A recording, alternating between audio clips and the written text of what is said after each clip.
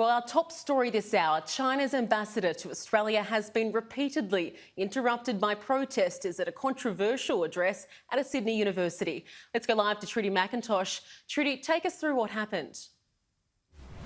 Well, Andrea, these were quite dramatic scenes at the University of Technology in Sydney this morning. The Chinese ambassador to Australia in this rare public appearance was interrupted at least half a dozen times at this event by protesters raising their concerns directly and vocally. We saw some holding signs saying free Tibet, others yelling out their concerns about China's human rights record, specifically allegations of genocide directed towards Uyghur people inside China. The official feed that was being beamed out was cut when these protests took place, but as you can see, cameras were in the room capturing every moment of this.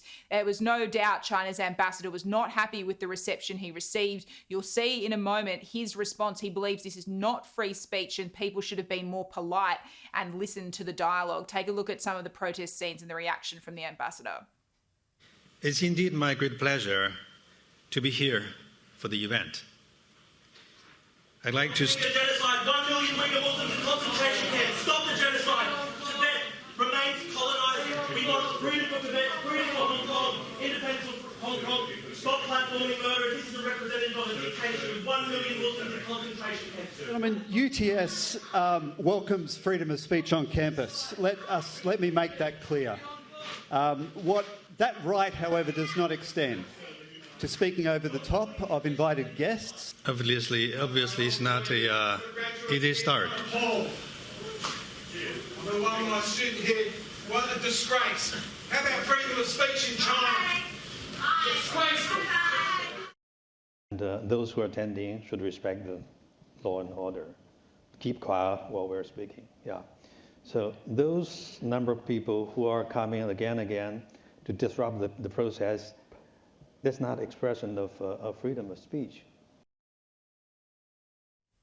China's ambassador delivered an address and then he sat down for this lengthy Q&A. The moderator made it clear, though, that the questions had been prepared ahead of time and provided to the Chinese embassy so that it was essentially advance noticed on some of the topics. But there was some thornier issues discussed that are crucial to Australia's rocky relationship with Beijing. On the issue of trade sanctions, the ambassador claimed that it wasn't an official sanction being slapped by the Beijing government, rather an uprising of concern amongst the Chinese people to some of Australia's actions. As for this matter of the 14 grievances, this came up.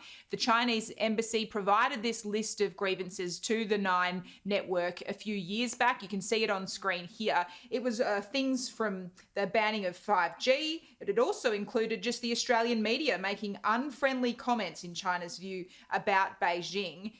He argues now that this was never a list of preconditions to repair the relationship, rather just raising concerns about how Australia had treated its biggest trading partner. And then eventually the concerns were being reported in a twisted way as the so-called preconditions, as demands. And this is not true. If the Australian side expresses their concern on certain things to the Chinese side, I'm not going to categorize it as a precondition. It's just their concern. These concerns, and we're going to talk about this. And Trudy, the East Coast energy market, it's back to business as usual. What's the latest there?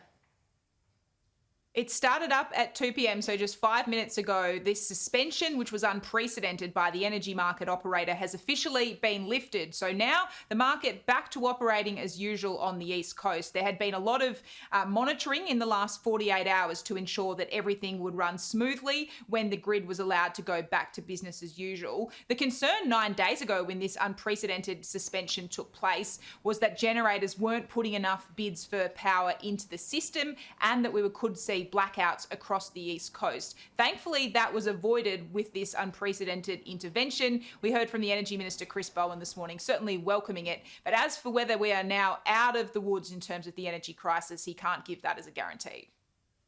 I can guarantee that the government is fully focused on the task at hand. I can guarantee that every single action that needs to be taken will be taken, as it has been over the last 3 weeks.